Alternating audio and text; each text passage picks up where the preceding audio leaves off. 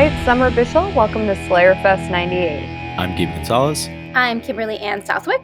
And I'm Ian Carlos Crawford. Today we are here to talk about the Angel Season 1 episode, Room with a View. It is probably one of the more beloved episodes of Angel from Season 1. I know that Charisma Carpenter has said it's one of her favorites, which is understandable with the arc we get for Cordelia just within this episode. But I wanted everyone's, at the top of the episode, just to get everyone's thoughts on how what they felt about this episode before revisiting and what they felt after. Gabe, you go first. Yeah, definitely. So I think watching this episode was really exciting for me because we got a lot of great Buffy callbacks. Obviously, we'll get to the burnt diploma. It's really one of my favorite moments in the episode. Yeah. But it is also a Cordelia-centric episode, and I think it just gives her a really nice arc, and I think it helps us understand who Cordelia is in Angel, and that it's not necessarily the same person we saw in Buffy. And obviously, we're going to talk more about her, but the inimitable Beth Grant as Evil Mom Ghost was a great cameo as well. I feel like even for when this aired, she still was she was more of you recognized her, not as much as we recognize her now, but right, even back then, she was like a recognizable character actor. I feel like she's prolific. It's one of those faces where you're like, oh my God, why do I know her from everything? Which is the only reason I know who she is, because it's happened to me with her so many times. I'm like, I need to give her respect. Like, she's in everything. I need to remember her name. I always go back to Donnie Darko with her. That's when I remembered her. What is it? Your passion for sparkle motion? What was her line? I'm doubting your commitment to sparkle motion. Commitment to sparkle motion. Yes. I just recently lost my pin off my bag that I bring to work every day that said sparkle motion on it. Oh, someone's committed. It's good to know. Kim, what'd you feel? I remembered Dennis. So going into this episode, I was like, oh, okay, I know this. As soon as she said something about the wall, I was like, oh, okay. But I think that when I first watched this, I was probably really scared by this episode because Ian knows I don't love scary. So I was glad that I had a good memory of parts of this episode, but was still it was still pleasurable to watch again for sure, especially because of all the Cordy stuff, definitely. Summer, what'd you think? I loved it for all of the Cordelia stuff. Watching it with a more critical eye was fascinating. They really wanted to set Cordelia up as a meaningful character in this show, a strong character in this show, a hero, somebody who was not only appealing to watch, but could really stand on her own 2 feet. And I thought the way they showed that was really interesting, especially in the dialogue towards the end of the banishing of this old lady ghost, when she's like, the bitch is back. She calls her a bitch and that's her trigger to be like, oh, I know who I am. And it's kind of introduces to the new audiences to who she is too. And she's resilient and doesn't give up. And she's truthfully a hero. She's one of the heroes of this show. And for me, I was like, why isn't it just called Cordelia? Right though? I would have watched that fucking spinoff all day. It would still be on air. Yeah, I think I was thinking about that. Because, we've talked so much about, I feel like that's going to be the theme of all of our Angel coverage, is talking about Cordelia and her arc and everything.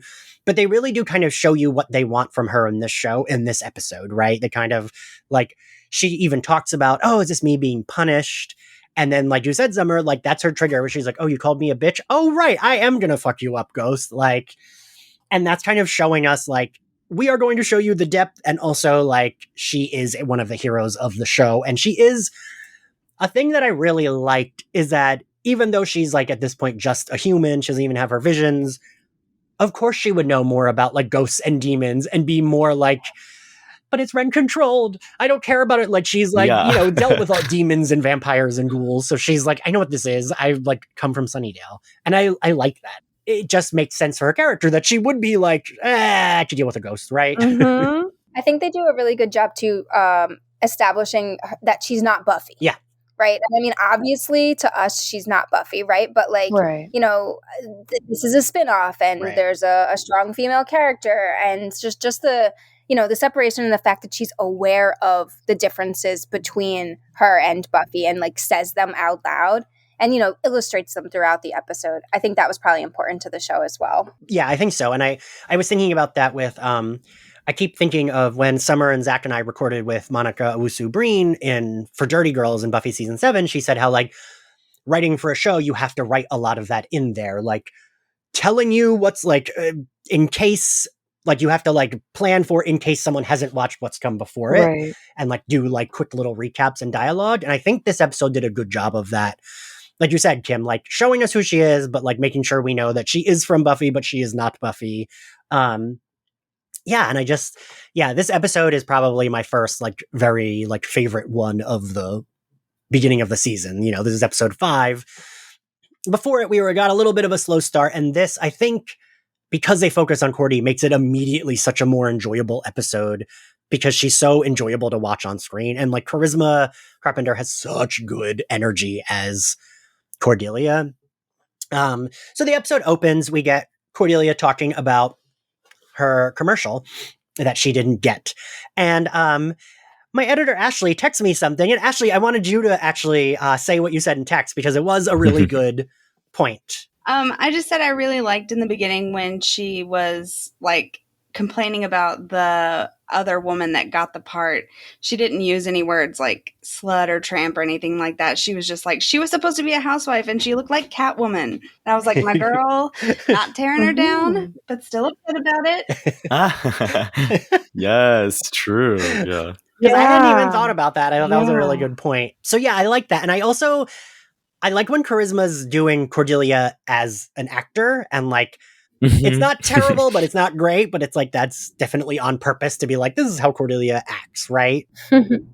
And I love that she's like kind of complaining to Doyle, and then Doyle's like, well, you could stay at my place. And she's like, weirder things have happened. Oh, wait, no, they haven't. She's like very much not interested. This was one of the episodes I hated Doyle most. I was like, your sole task is to be the center of an unimportant B-plot and then harass Cordelia the entire episode. I was like, my man, come on. He's like, it's like wrestling a tiger. I almost wore her down. And I was like, this character needs to go. Little did I know, my instincts were right. But I just cannot stand him. And then his B plot is like, I have debt. I'm like, baby, come on. Like, same though. Like, what? I'm really glad we gave most of the real estate to Cordelia this episode because Doyle is not my man. Well, not my man. And like, I like Doyle when he's with Angel because it's like he's at least the more lighthearted one. Although I do like how Cordelia is never fazed by, like, he's so like, like. I don't know. I love the way she reacts. Not that she should have to, but the way she reacts to him is just like, she doesn't even like give him like any leeway, and is like, you know, when they're looking at the apartment and she just kind of like glares at him and doesn't react and is like, anyway, keeping moving with my plot. Like, she doesn't bother to like pause with him. Well, it's like he's so below her this is still early Cordy and Angel, right? So like, he's like so below her that like, I mean, she did date Xander, but that's beside the point. The fact that he wants to be with her, like, isn't even on her radar, or at least she's acting like it's not. So, yeah. I don't know, Kim, what do you think about that, though? Because I do like the way she reacts to it. Yeah, no, I think that her keeping her head high, regardless of if it's intentional or if she doesn't even notice that he's, like, trying that hard, I think that just keeps the focus on her and, like, almost allows for us to forget the implicit misogyny. Almost. Then we get, like I didn't quite get the Doyle plot here, right? Because like you said, Gabe, it's like, oh, he has debt. All right. Like, that's it. Right. And then even in the show, I think Angel comments several times about how like Doyle, like they don't know a lot about Doyle, which has been my issue from episode 1. Cause I'm just like, you just showed up and said you had these visions in Angel's apartment and he didn't make any moves on you. Like, to me, it's like he hasn't quite fit into place. And this episode just, it feels like such a throwaway given how little real estate we are going to have with Doyle this season. He's just such a confusing presence for me, and a deeply unlikable man. I'm sorry. Oh, no. I can't. I mean, sometimes the shirts are cute. You know, we're making bold fashion choices. But besides that, I'm not getting a lot of worth. Summer, Gabe's coming for your man. I know. That's so funny. I have such a different experience of him. I love him. I love the actor. I just can't stand the character. Yeah. Oh my god, that's funny. I like grieved when Doyle was gone. It was like, how is the show gonna go on? They all work so well together. But I think you also like you read about the history of what actually happened, and you're like, oh, that's so sad. Like, why? It's just a very sad. I couldn't get that out of my head for this episode, and it made all the vagaries around his debt kind of pop more specifically in my head. Like he and Angel are at one point having a conversation. I'm like, is this an allegory for addiction? You know? And, yeah. Oh. And so I think I read more into it knowing that the actor struggled with addiction problems. And maybe that's why the B plot felt more interesting to me than maybe it did to you. I can see that. I like it. You added that layer of subtext, and now I'm having a moment. All right. Uh-oh. Take that, Gabe. Also, Doyle and Angel are just like funny together. It's like, you know, handsome, brooding vampire and like slightly nerdy, like, you know, not as well off demon guy who knows he's there for the B plot, and they just have a lot of good banter. I do really like Angel, because Angel needs. Granted, it eventually becomes Cordelia, and we learn that she's the one that's like best to bounce off, but he needs like someone lighthearted to bounce off of, right? I like how he takes the piss out of Angel. He's like, your overhanging forehead. But I don't like, but he's like, leave some for the regular ones. And it's like, I think Doyle's cute. Like, far cuter than Angel. Oh, God, yeah. I'm like, what is he talking about? Like, why wouldn't chicks dance? Well, I mean, right. It's always like in these shows where like everyone's gorgeous and one of them's got to be the one that's like, ooh, I'm the dumpy one. When like no one's the dumpy one. It's like, who picked the short straw? He's giving like good knockoff of Adam Levine before that body type, I think, was pop culture. I'm just thinking back to the time and I'm like, of course, like a broad-shouldered man with like spiky gelled hair was the heartthrob in this show. I can't. That was such a thing. Oh my god, the spiky hair. Is that going to be the next Y2K comeback? No. Because I saw the thong out of the pants the other day in Little Tokyo. I was like, I'll take a Degrassi thong any day, but the spiky hair and the puka shells need to stay where they were. I don't think I could do that again. They do. Unless you're from fucking Hawaii, you have no business wearing puka shells. I was gonna say you're coming for my former style, but I did not wear the puka shells. I wore, Kim, what the hell were those necklaces that we wore? The like silver bead ones? Yeah. Oh, I don't know what they're called. The silver, like the skater silver bead. Yeah, necklaces. Whatever those were that were like metal and would turn green because I wore them so much. But yeah, no, okay. So we learned that like Doyle tells Cordelia, blah blah blah, call me. Cordelia gets to her apartment, and I really was like, wait, did I skip ahead? Is she already in the haunted apartment? Because of like, there was so many roaches. Oh my god, that's when she truly becomes a hero, surviving that. I'm like, run, girl, run! I did live in Bushwick in 2013 when I first moved to New York, and I will say that was like pretty spot on for what my apartment looked like. I guess New York and LA have very similar real estate scenarios, but I was like, I was there with her for sure. I mean, we'll get there. Yeah, when she's looking at the apartments, and it's like barely a joke.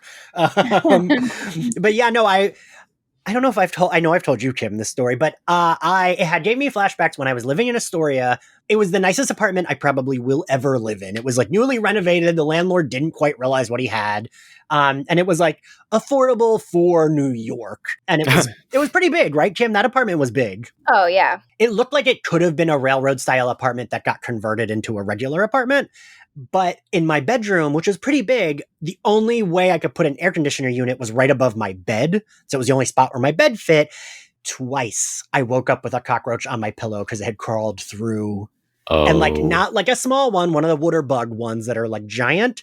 Once I, in my sleep, swooshed my face, like I like brushed something off, and to open my eyes to see it landing on the pillow next to me. Yeah, it was a fucking nightmare. And then like it happened again, but it was like I woke up because it was crawling on my arm in my bed. And I found out they were getting through my air conditioner unit, but it was the only place to put it.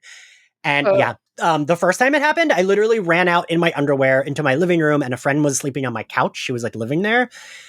And I traded rooms with him for a full week. I was like, you can sleep in my room. I'm sleeping on the couch this week. And he was like, all right, great. It's got to be a New York rite of passage, truly. Right. I will say don't ever live on the first floor by the trash cans. That was my Bushwick experience. When I lived in Bed-Stuy, I had a mouse crawl out of the light fixture in the center of my room and jump off it onto my bed. Good Lord. I remember I couldn't sleep after that. I was basically like Cordelia when she wakes up in the morning. And I remember calling into work and we had to leave a message to explain why we were going to be late or why we were calling out. And I always talk too much. So I told them the whole story.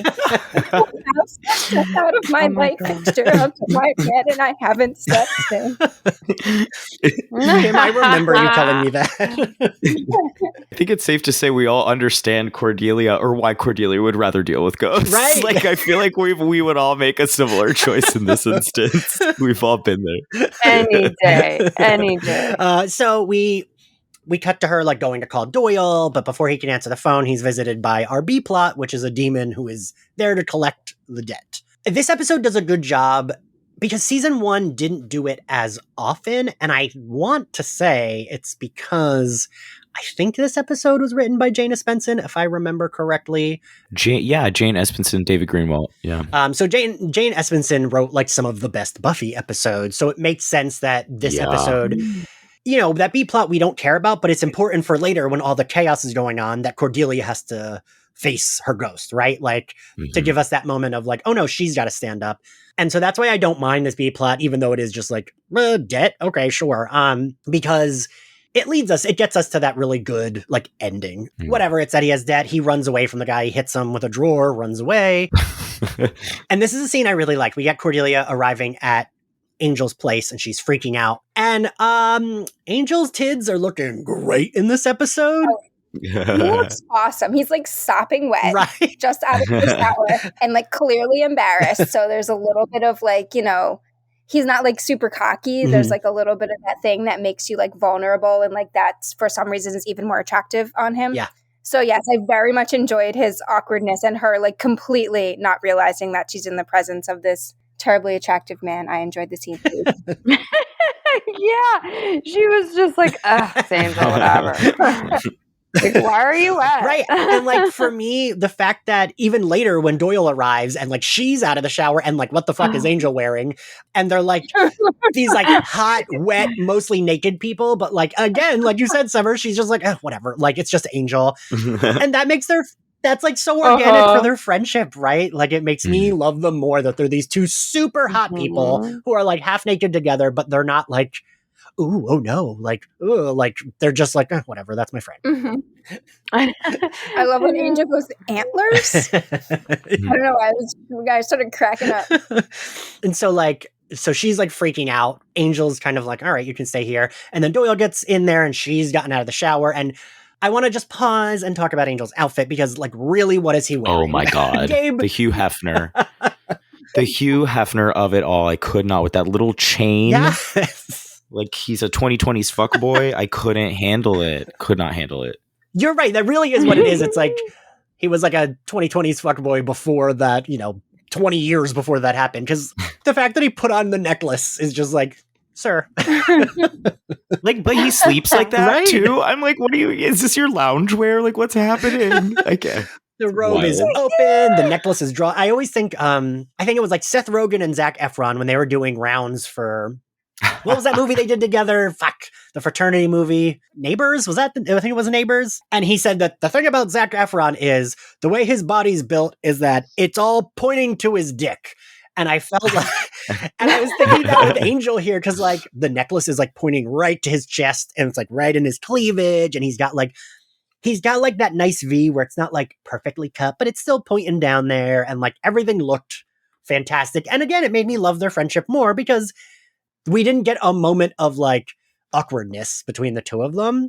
And I don't know, that kind of reminded me of me and you, Kim, right? We're both yeah, whatever. I gotta get changed, whatever. True. I mean, granted, you're straight and I'm gay, so there's also that. But that felt very two friends who are comfortable with each other, right? Yeah.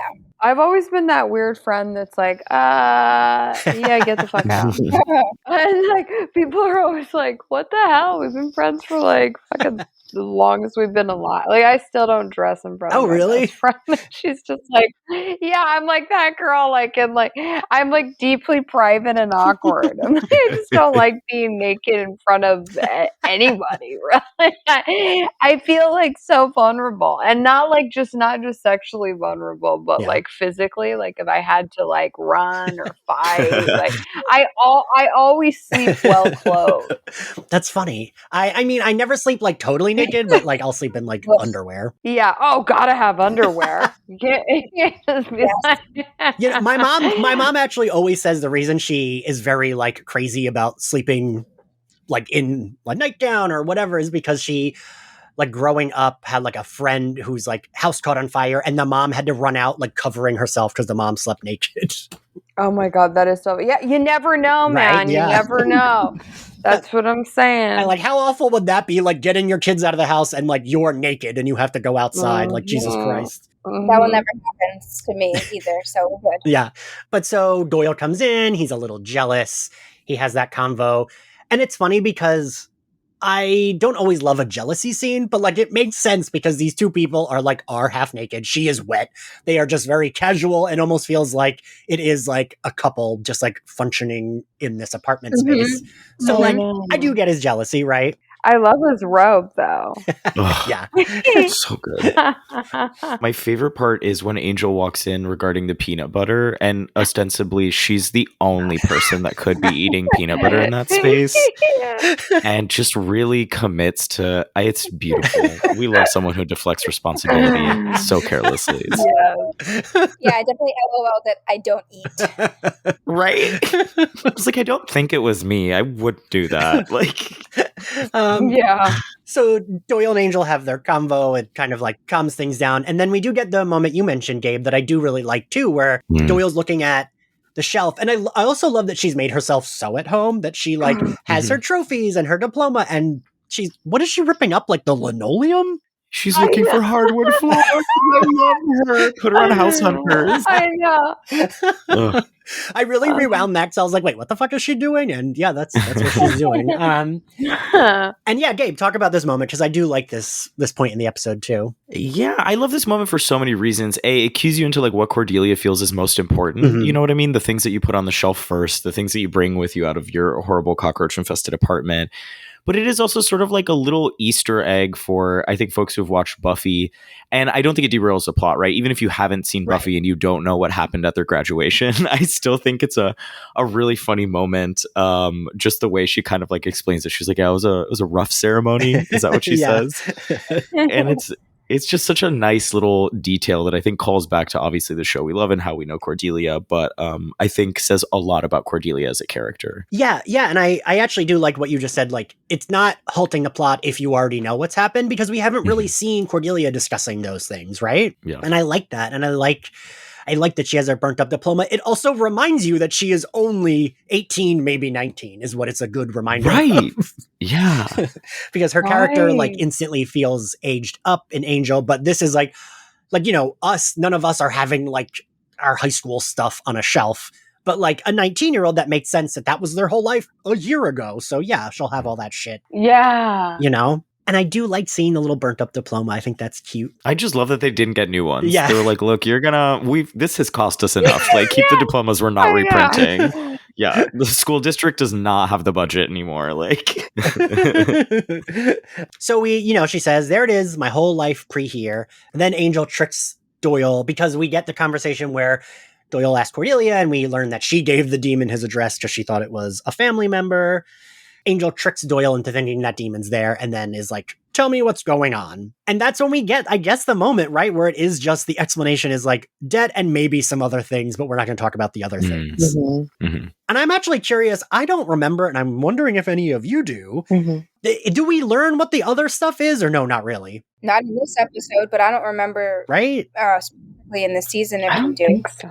Because I'm wondering if, I know there's the bachelor party episode, right, where we learn he was married before this, and I'm like, is that what he's talking about? But I don't think it is, but maybe, I don't know. Well, we'll find out. I mean, even when he goes and gets so later in the episode, he goes and gets like the witchcraft stuff. He's like, oh, I know a guy. It seems like he always knows a guy. Yeah. And I think that creates a sort of like tangled web for just this episode alone, where we're like, oh, okay, he's got his like hand in a lot of cookie jars, so we can believe that he has this vague debt that this guy, doesn't necessarily want back, just wants him dead, right? Yeah.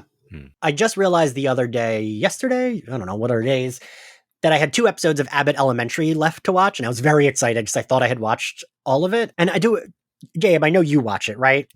Yeah, absolutely. Kim, I know you haven't watched it, but I know you would love it. Summer, have you watched Abbott Elementary? I haven't, and I hear such good things about it. Oh, yeah. It's so fucking good. But there's one of the teachers that's like very Philly, and she's always like, you like assume that her family's in the mob, and she's like, I got a guy, and she's like super Italian. Mhm. That's what it kind of kept reminding me of, that like, Gabe, do you remember? I don't remember her name. Do you? Lisa Walter. Yeah, she's great. Yeah. She's the mom in the Lindsay Lohan Parent Trap. Yes. She's great. Yeah. But I forget the that character's movie. name, but yeah. But right, Gabe, that teacher's always like, oh, I can fix this. I can do that. Yeah, she's got a chicken guy named Snake and a snake guy named Chicken. You know what I mean? It's a great episode. But so that's what I kept thinking of Doyle, because like he knows a guy for the exorcism stuff, for the apartment stuff. And I like that we just leave it at, yes, he knows a guy. Like there's no like, it was this demon or this guy who does this. It was just, yeah, I know a guy and we'll get it done. And then we do. Mm-hmm. As a plot device, that works for me. I'm like, yep, we're going to keep moving. Yeah, that's like, of course, yeah. Yeah. Then we get Doyle and Cordelia apartment hunting because Angel made a deal that he would help Doyle with his problem if Doyle helps him with his problem, which is his new roommate. And they go apartment hunting, and it's like, as someone who has done a lot of apartment hunting in New York, it's barely a parody, right? Like, I know. real. I was thinking, I once saw an apartment that it was like a 2-bedroom, I forget, it was like something that I was like, this is so cheap. And it was down the street from where I lived when we were looking for a new place, me and my roommate. And we walked in, and it was like the back shed to an apartment building that had been just like 3 of them pushed together, and like walking in, and it was a mess. And they were like, oh, well, an artist used this as her space. And me being like, I'm good. And him being like, well, you should see the whole thing. It's very cheap. You just walk through the building to get to the back. And I was like, no, I'm not doing this. No. And I once saw an apartment in Astoria that there was a cockroach on the kitchen table Hell when we no. came in, just like walking around. And I was like, no, I'm good. Ugh. Like, nope. So like the part when they get to the one where it's like the bathroom's just a curtain as a wall, I was like, yeah, that I feel like that's not too far off from like something that could really That happen. was so creepy. I was like, what the fuck? And we don't even get to see the interior of the one with like the creepy guy standing across the way. I thought it was good too, because it's like, okay, well, it doesn't even matter. But yeah, that cult one was like, I don't know, that one was pretty funny. But yeah, like there's, I'm sure, apartments out there where it's like, oh, and we share blah blah blah, and like that's not in the ad. Mhm. Yeah. Oh yeah. Yeah, no, if you've ever dated anyone in a loft off the Morgan L stop in New York City, I have fully visited men whose bedrooms are shower curtains in the corner of like, it's wild. It's people do that. It's happening. I've dated them. I definitely once had sex on like where the wall was a curtain, and I was like, oh, this is a low point. But then it was in New York, and it didn't matter. And then it was like, you just kind of have sex in those places sometimes. Certainly not the most public I've ever. One of my rooms in Astoria, when I first moved to New York, I lived in like a really, really small room that like literally only my bed fit in, literally. And then we had a new person move in, so I took over the living room. So my bedroom was the living room, and there were these like folding doors that weren't doors. And I definitely had a loud threesome in there while people were like watching TV like right outside. In your little salon. Not even a bedroom, just a salon. I was very drunk. So that happens. Listen, right? Yeah, I feel like the I don't know if this happens that often in LA, but definitely in New York, it's like the places you've had sex. LA's so big. It's like, where do I start? I don't. You got whole mountains to cover out there. Y'all are good. Santa Yeah. Clarita valleys and So yeah, they're apartment hunting, and then finally Cordelia's like, all right, call your guy. And I do like that Doyle says that her and Angel always like to do things the hard way, because like sometimes if they just let him call his guy, it would be fine. So they get to this apartment. It's like very big and very nice. And I love how excited Cordelia is. It's very cute. And how she's like, I love your guy. And she hugs him. And then she like walks out with him arm in arm. Yeah. It definitely was on purpose. Probably, maybe not. I don't know. But it feels very Nightmare on Elm Street, the like face coming through the wall. And I think it like looks pretty cool. Uh-huh. It does. I was wondering if it was like a practical effect that just had like plastic and pushed the guy's face, or if it was like CGI, because...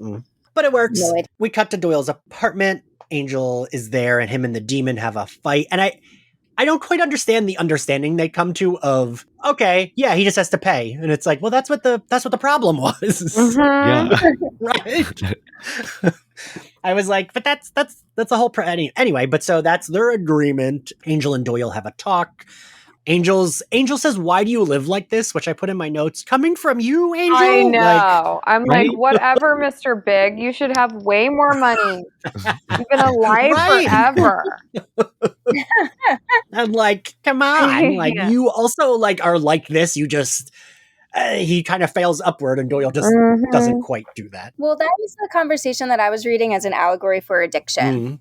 So, I mean, I don't Oh. know. I'm not suggesting you go back and rewatch it because I know you just did that. But like, yeah, like for me, like a lot of what Angel was saying felt like they were like having a conversation about, you know, Doyle being a user or like a, you know, a gambling addict or, you know, on heroin or something.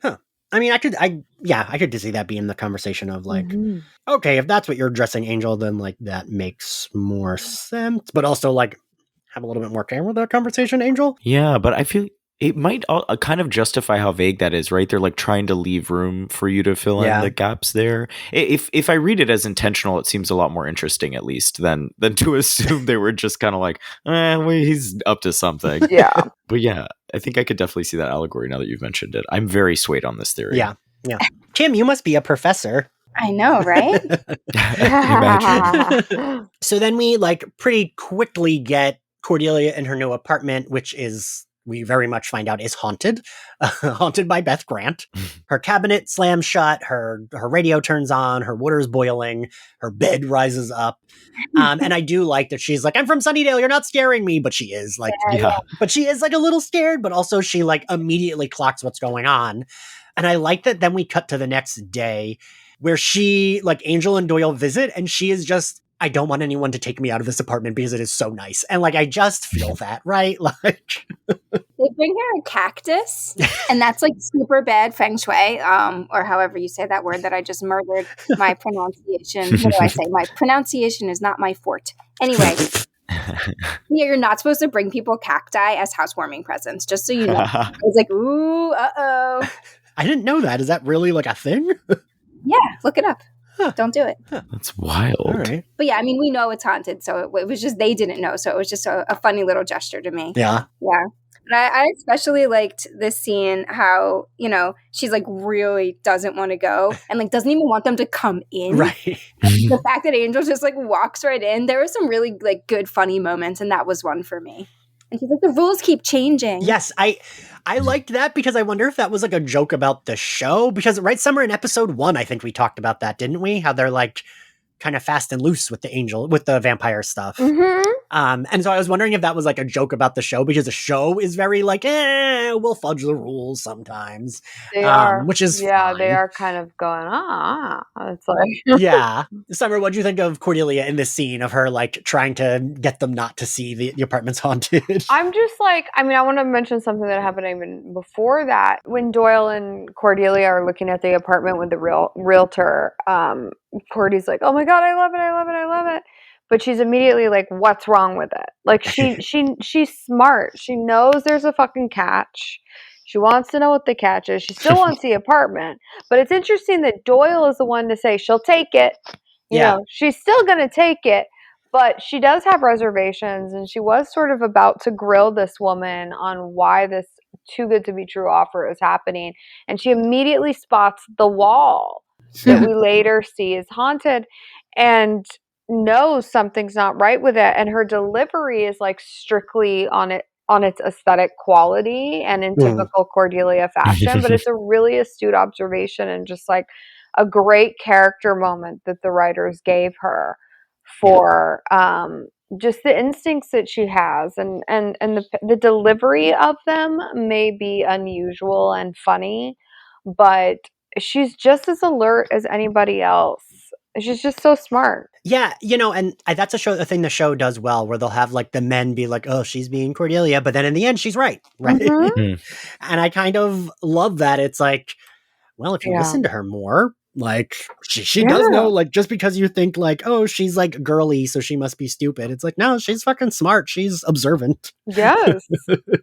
And I do love that they're like, all right, we got to get out of here. Once it starts getting like crazy, like literally Doyle gets to die on the wall.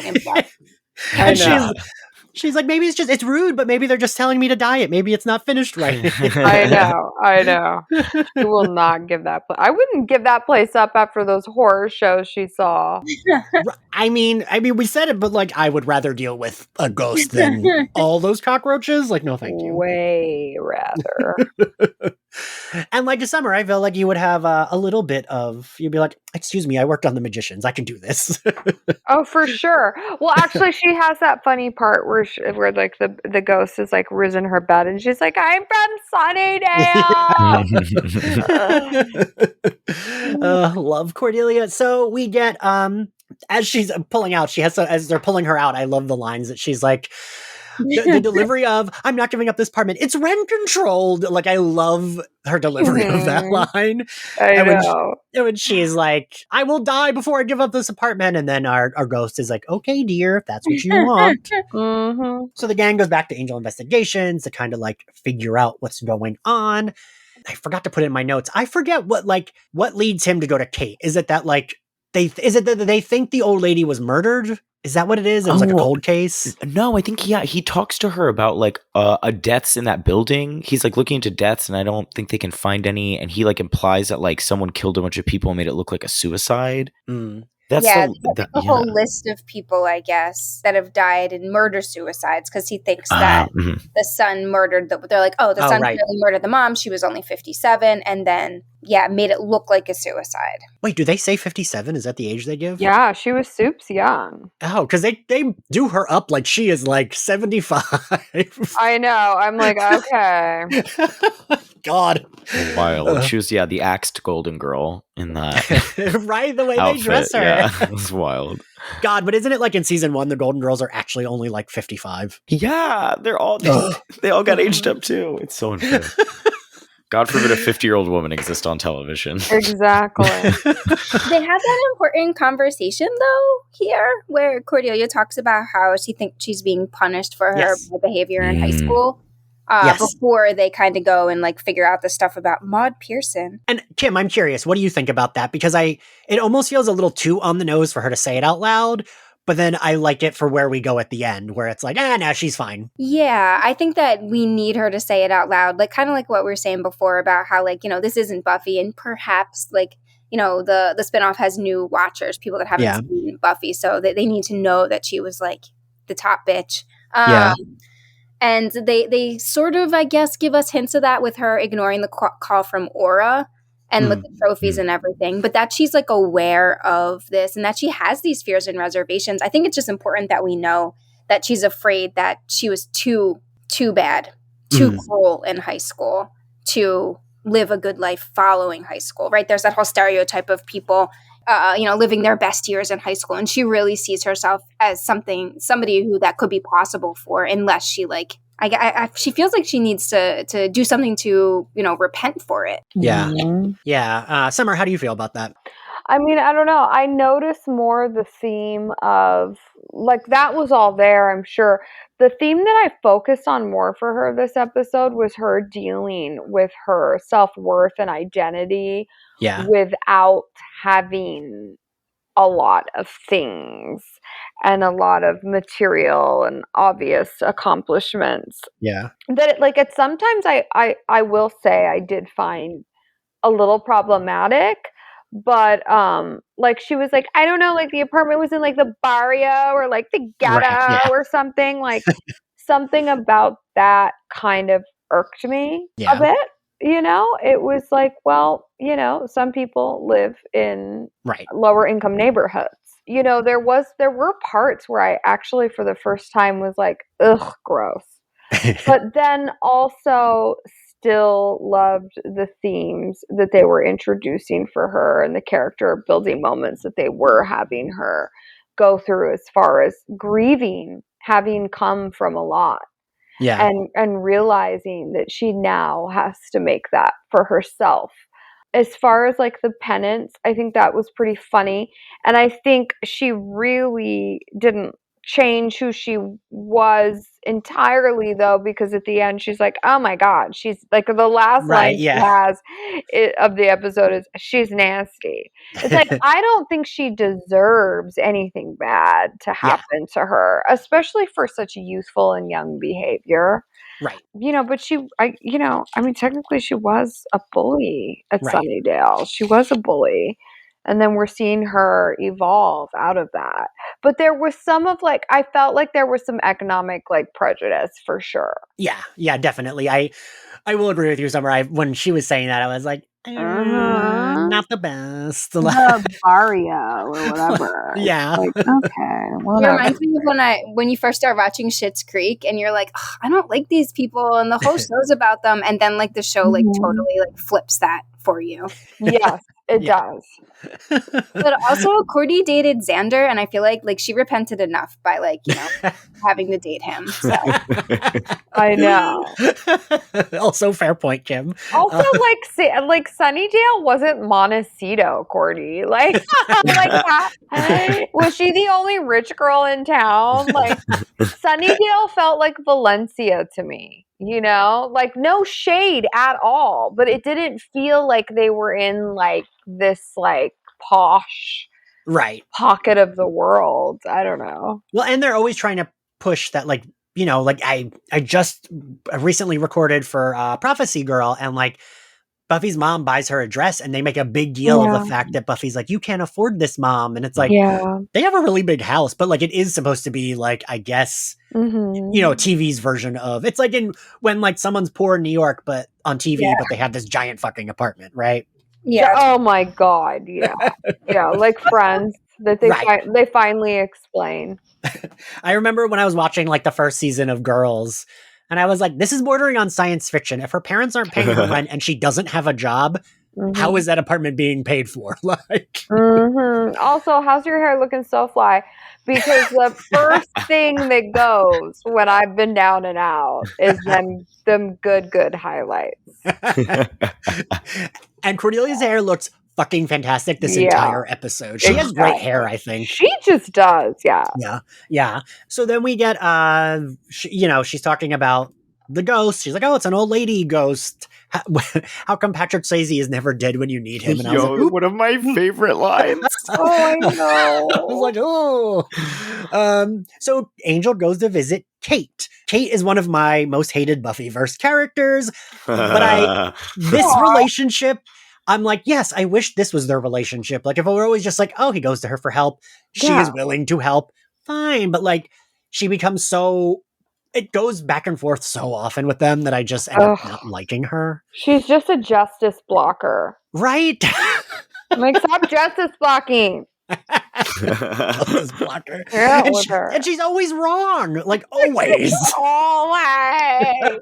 Like, Angel approves himself, and then the next episode, it's like a reset where she's like, ooh, you're evil. And it's like, but you just came to an understanding last time you saw him. Oh my God, when like 3 episodes elapsed, and then she was like, by the way, I'm still mad about my dead dad. And I was like, I had fully forgotten. I'm so sorry, Kate. Exactly.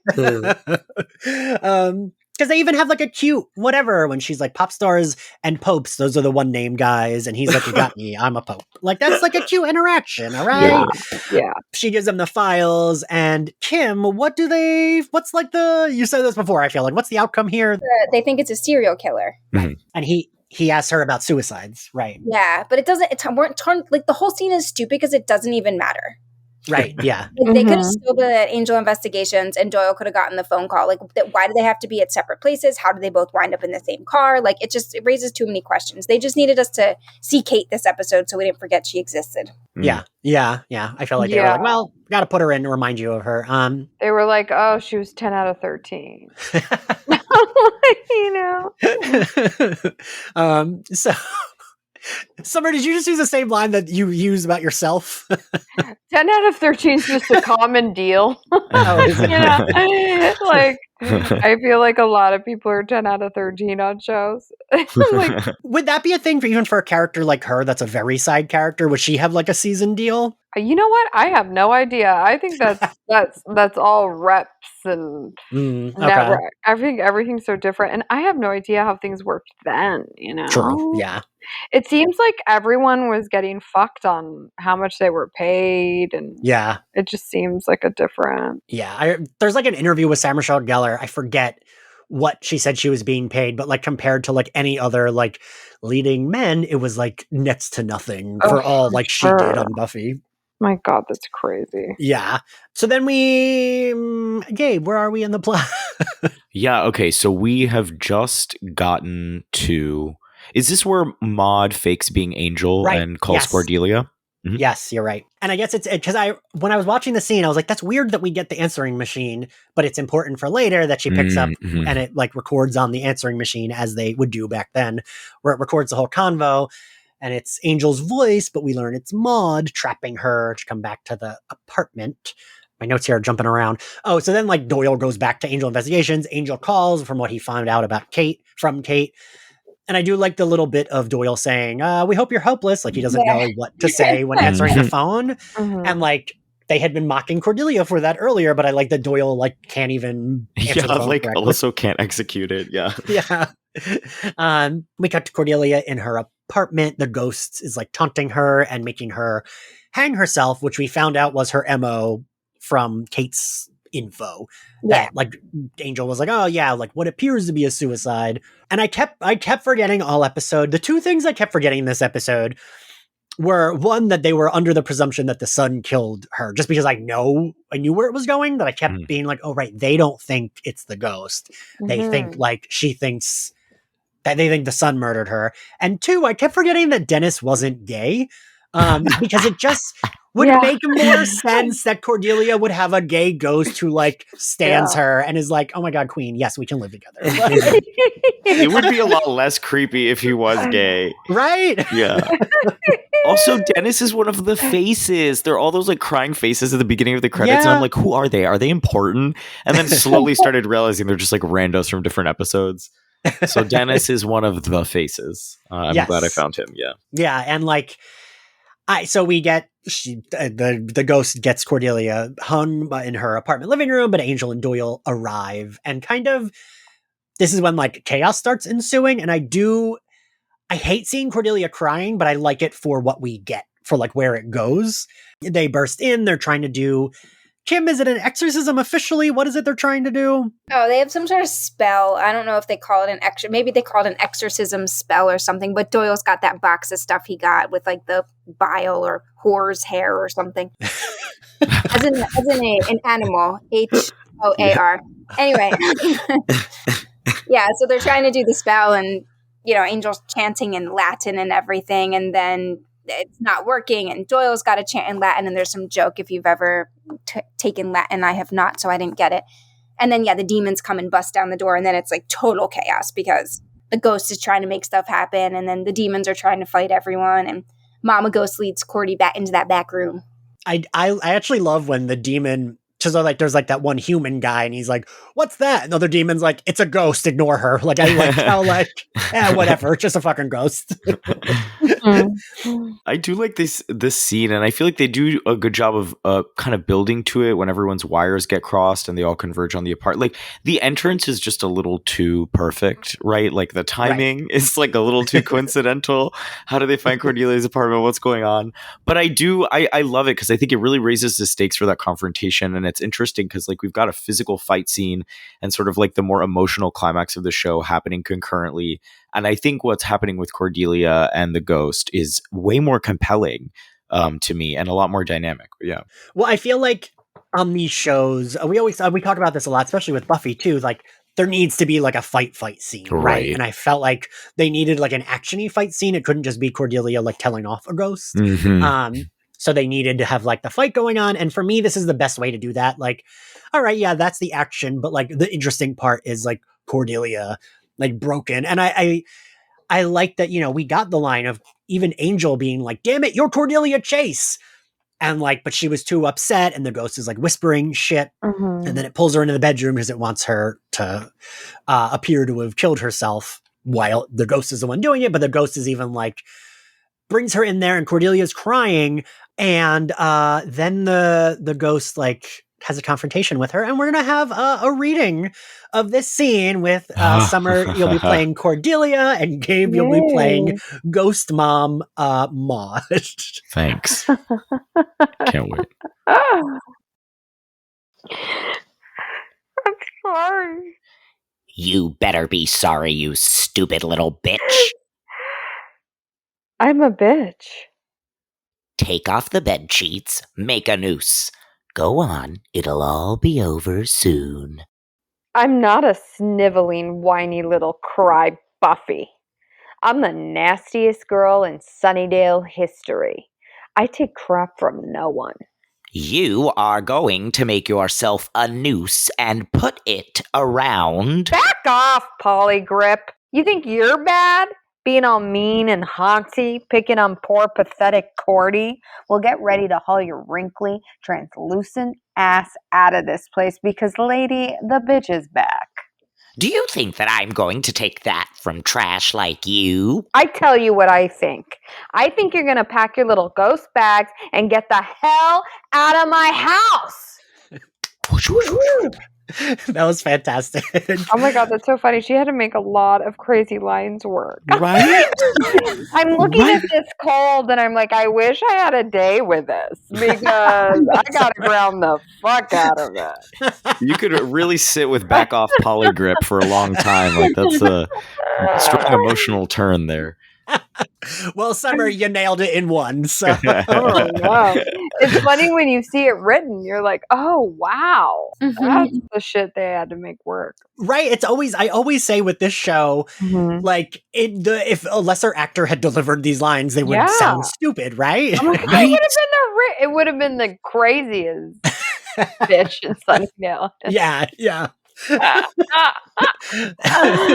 But so I love that moment. Summer, what do you think of this end moment? Oh my God, it's amazing. I loved watching it. I was like, yes, he was. Kim, what do you think of it? Oh yeah, there's like a total. We can see the. You don't just hear the switch flipping her. You like see the switch flipping her. Yeah. When she gets called a bitch, and like if you're a Buffy fan, like you kind of know what's about to happen almost. Yeah. And yeah, I like the dialogue for her, like the words too. I thought it was just really effective. Yeah, and like her delivery. You're right, Kim. It's that she starts with the like you said, Summer. She like starts off with like the she's crying still, and then she like picks it up and is like, "Wait a minute, fuck you!" Like I love that shit.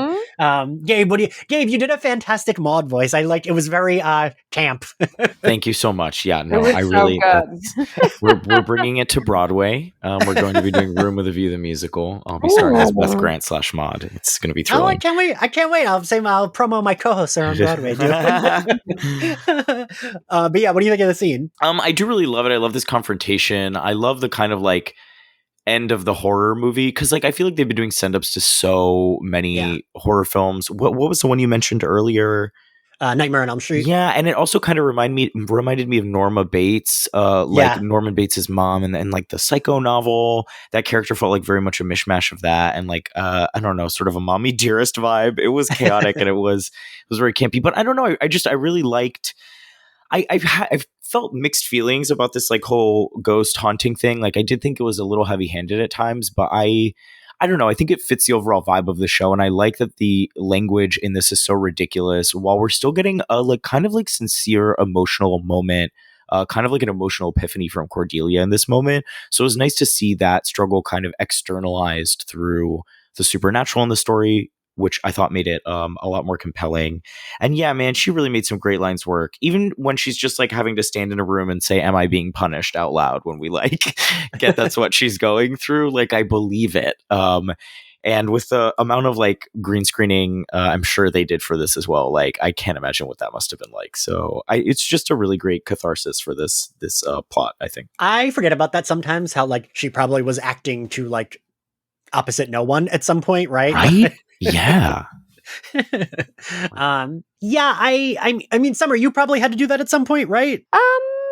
I wouldn't say I ever had to. Well, let me think. There was a moment where I was on a boat talking to like an artificial tree on a boat. Right, yes.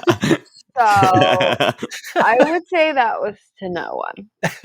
Yes, I think that counts. Yeah, that's what I can think of.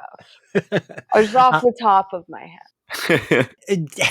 What's that like giving delivery to like a wall? I mean, when you're dealing with serious content that you feel is important, I mean, hopefully you're engaged and present enough that it doesn't feel like that. Also, like for that scene particularly, my character probably did feel awkward about talking to this like artificial tree on a boat. True. I think there was an element of strangeness to that conversation, so it was okay if it felt strange. But like also sense. Like it's part of the job, I mean, there's a lot of moments where like another actor is not always going to be able, like I've had people have to catch flights before and their coverage is done, and I'm not talking about specifically magicians, just throughout my career. Yeah. And there's been important scenes and they've had to get on their flight because they got to get back to their kids or whatever, and their coverage is done and it's 3 a.m. and you're doing the scene to nothing, or some wall or cross on a wall. So I think it's just part of the job, honestly. Get like used to it. Yeah, that makes sense. Yeah. Gabe, have you ever had to act to no one? When there are very few people in the audience, yeah, definitely. Sometimes some stage plays have really been a challenge there. Yeah. No. I will say I would almost rather act to no one than do an audition where there's like an assistant reading opposite you. Like I would almost like I've been to some of the weirdest auditions where it's like, you're supposed to be like very emotional or something's supposed to be very heated, and like whoever's doing the reading, they're just like absolutely monotone. It's like, how could you? What a betrayal. Leave my home immediately. And it's like, maybe let's sit in silence. Let's do that. Yeah. Let me record the other lines and play them back to my fucking self. Honestly, that's what I'm going to start doing with self-tapes, because I can't rely on readers anymore. I can't do it. My boyfriend is my captive reader. I feel so bad for him. I'm going to start paying him like 5%.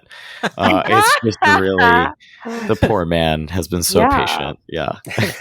Listen, if any of you ever need a reader, I am down. I'm not a good actor, but I'm willing to try. Awesome. So she disperses the ghost, right? And then I love that she comes out and Doyle's like, you did it. And she's like, yeah, well, she pissed me off. Like, so casual about it. Then we get the moment where she's like momentarily possessed, and we get Kim. I know that you will know what I'm thinking of. What is the famous story where this is a thing? Cask of Amontillado. So it was funny. Gabe was just saying how there's all these like horror callbacks, and I was like, so of course we get the Poe reference, because he's like the godfather of American horror, right? The godfather of the American Gothic. Right. So, because at first I was like, cheesy, a Poe reference, but I guess if they're doing all this horror stuff in this episode, then like, gotta call Poe.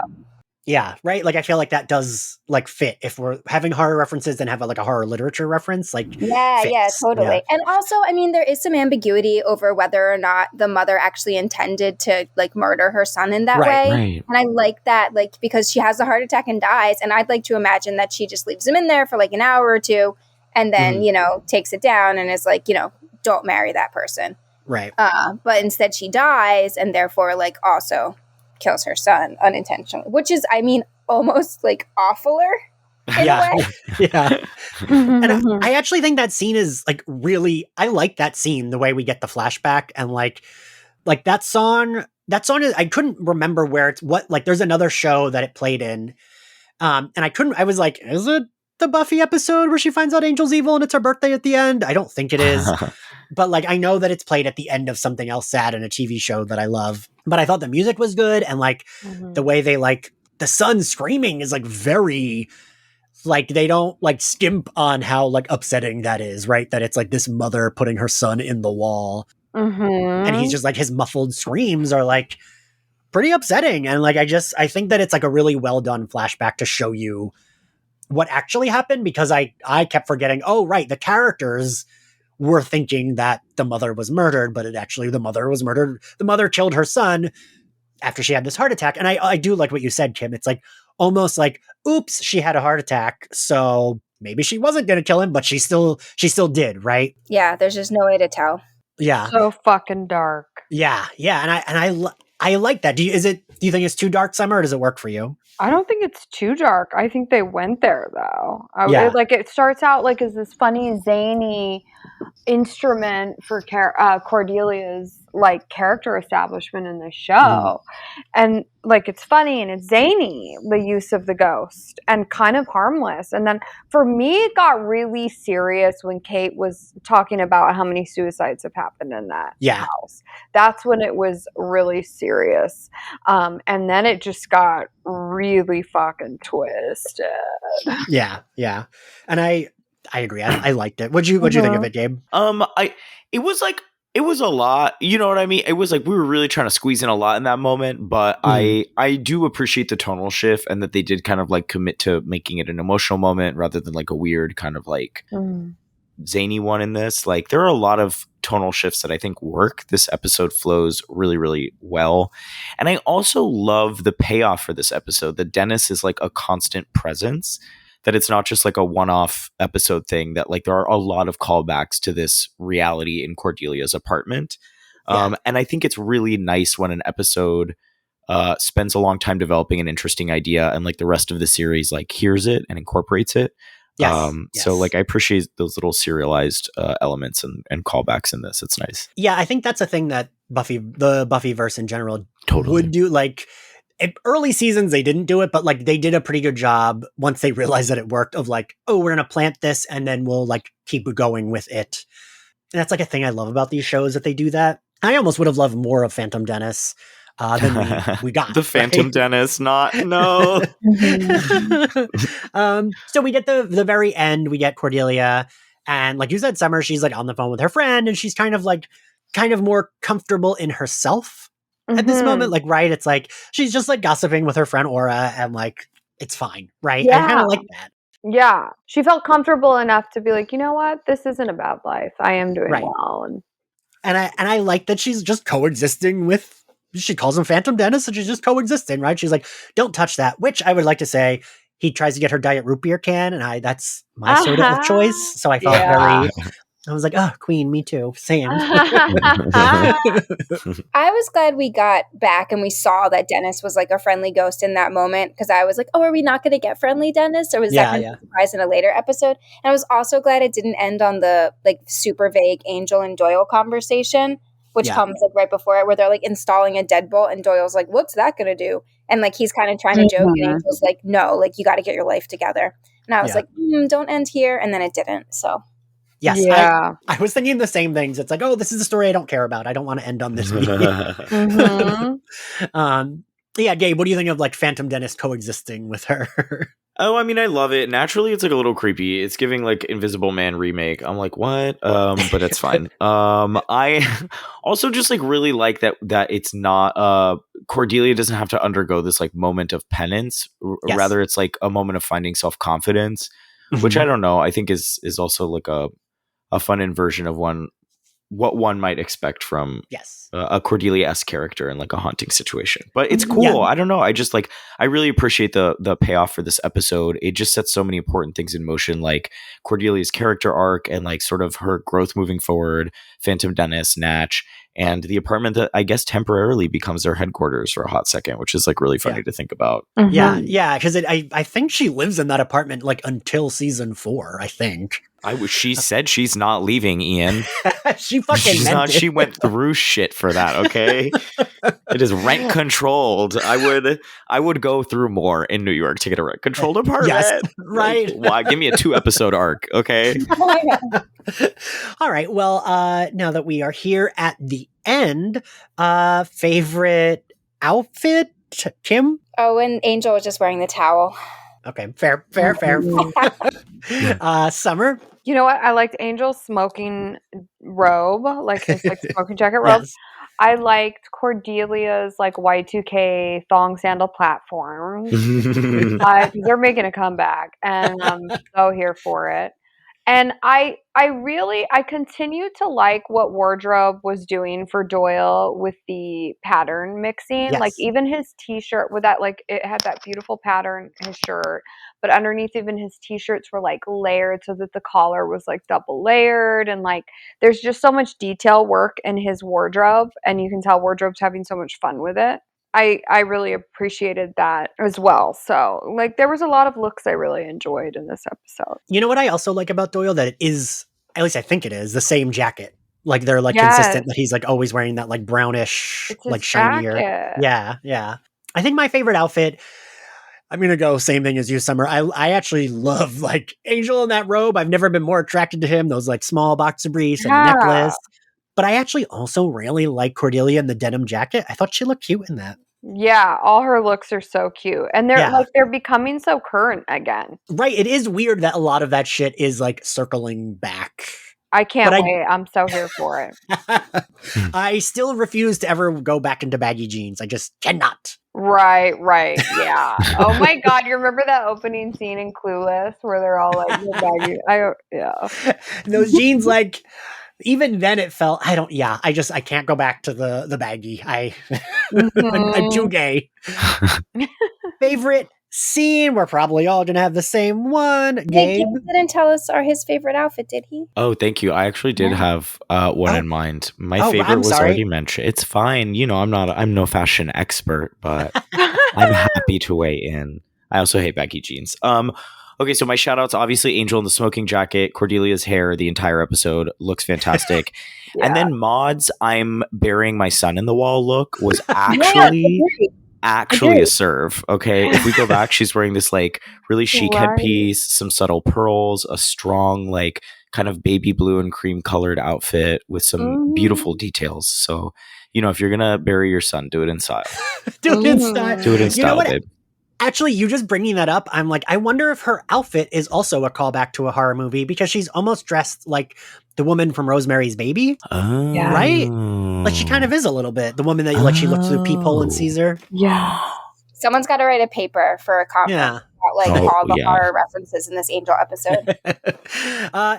Favorite scene, Gabe? Oh my gosh. Oh, this is a very tricky one. I think it's actually got to be when Cordelia denies eating the peanut butter. I just really love it. It gets me every time. She's so good. Kim? I'm going to go with the Cordy's flip getting switched that we had. The scene that was red. I feel like it's too. There are other great scenes. Like there are other like really funny moments where I laughed pretty good, but that's the most important scene in the episode, and I think it was the best done. Yeah, Summer. I agree. I thought it was a beautiful scene. It was such a establishing moment for her and such a good moment and so well played. Yeah, and to no one's surprise, I have that same scene as my favorite. What grade do we give this episode, Professor Kimberly? I'm gonna go with an A. I was trying to think of, as a professor, I'm always like, okay, what did they do wrong so that I can dock some points so I'm not going to give them 100? I feel like everything just worked. Like even the stuff that wasn't the best, maybe that the vagueness around the B plot, but whatever. No, we're going to go with an A. All right. Summer? I give it an A+ too. I thought it was one of the best written episodes of the entire series. Nice. Oh, all right. Yeah. Gabe? I'll give it a solid A. Maybe not an A+. There were, a couple of like heavy-handed moments and like weird moments to drag. But like honestly, I just love that they knew what to do, which was give Cordelia real estate here. And again, it set so many important pieces in motion. It was just very well written. Besides those moments that did drag or seem a little heavy, and I just like, I don't know, I really loved seeing Charisma Carpenter kind of just like lead this episode. So definitely a solid A for me. Yeah, same. I give it an A. So I agree with everything everyone said. Thank you all for joining me. Thank you all for listening. If you like Slayerfest 98, you can find us on Apple Podcasts, Spotify, YouTube, anywhere else you get your podcasts.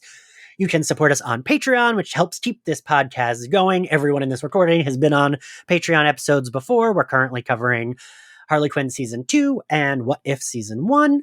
And if you want to find us on social, we are at Slayerfest X98 on all social media platforms. I am at Ian X Carlos.